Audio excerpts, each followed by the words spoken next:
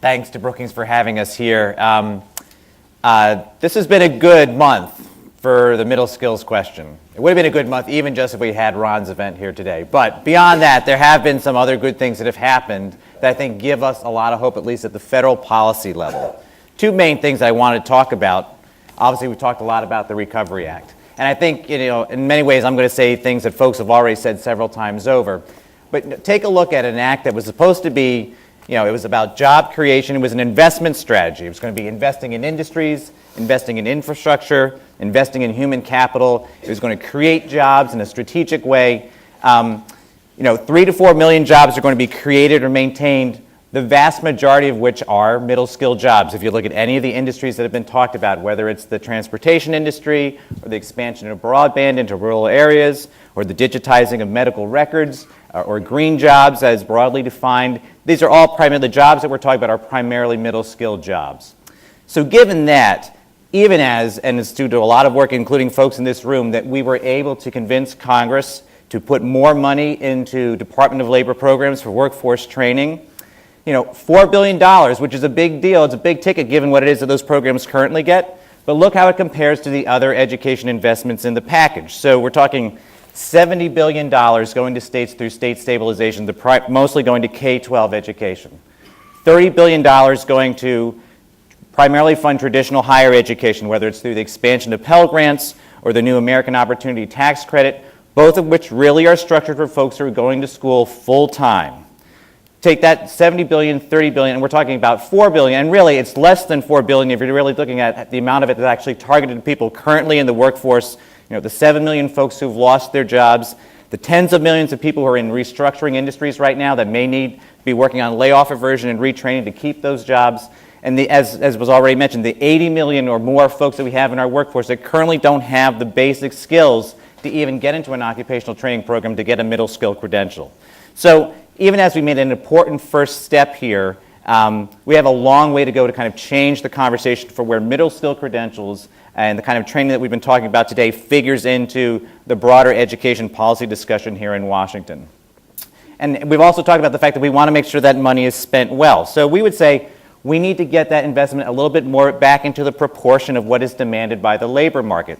So if Harry and Bob have documented that almost half of the jobs in the labor market are middle skilled jobs, then that means that for every one person that we're getting a college degree, we should be getting at least 2 people some kind of middle skill credential. And until we get our federal policies to be working across agencies to shoot for that kind of a goal, we are investing in a way that is not matching the reality of the labor market. So that's one thing that I think that we should be talking about in a variety of different contexts here in Washington. Another thing that happened, obviously, on Tuesday, President Obama talked about, and folks have referenced it several times, that every American should be able to get access to at least 1 year of education and training past high school, whether that was through traditional college, vocational training, apprenticeship.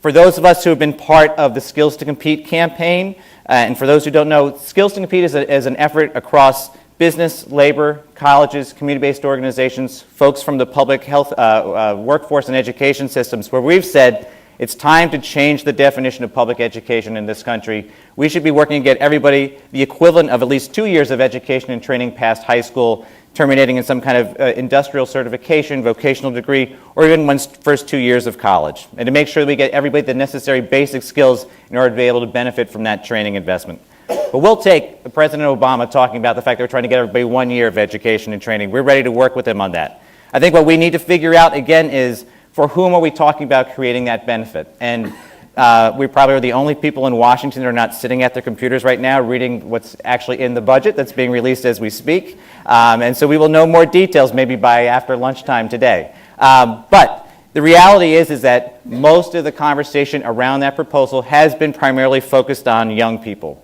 mainly the transition out of high school. And again, to repeat what's been said several times over, that's a small part of the current and future workforce. And if we're not making that 1 year benefit available to everyone in the workforce, both those entering the workforce as well as those currently in the workforce, it's a missed transformative opportunity.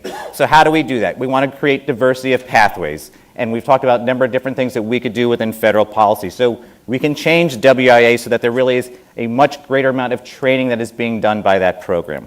We can change Title II of WIA, which is the adult basic ed component, to make it much easier to do the kinds of things. We don't want Israel to be saying that he cannot get help from Washington, right? We want to make it easier to combine adult basic ed and job training together so those programs work more effectively together.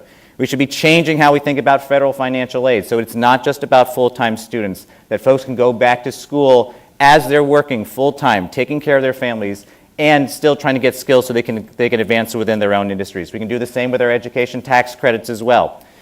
We have welfare reform. TANF is going to be up again next year, and we really need to look seriously at why it is that we are categorically excluding people who are on public assistance or transitioning off of public assistance from getting a decent investment in their skills and to move them into the labor market.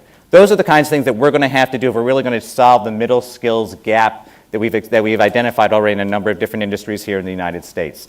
So proportionate investment, pathways, and the third way that we think we can make sure that those dollars are being spent well is through something that's been mentioned several times, sector partnerships. So building the capacity to work with local workforce investment boards, but building it within individual industries, working across firms. So you have multiple firms working together with local labor unions, if it's an organized industry, with local education and training providers to say, how are we going to build this industry to meet its current skilled demands, and how are we going to invest in people over time to build this industry so that it's going to be a bedrock of the economy of our local community. And making those kinds of investments, that is going to leverage and make sure that anything that we're putting into our pathways efforts and our education and training efforts are going to make sure that they are effectively being used by those industries, and it's going to be a benefit to the workers and the firms that are part of those industries. So proportionate investment, partnerships, and pathways. We think any federal policy that we're discussing here in Washington this year, those are ways that I think that we can start putting into place some key steps to get to the vision that President Obama talked about on Tuesday night.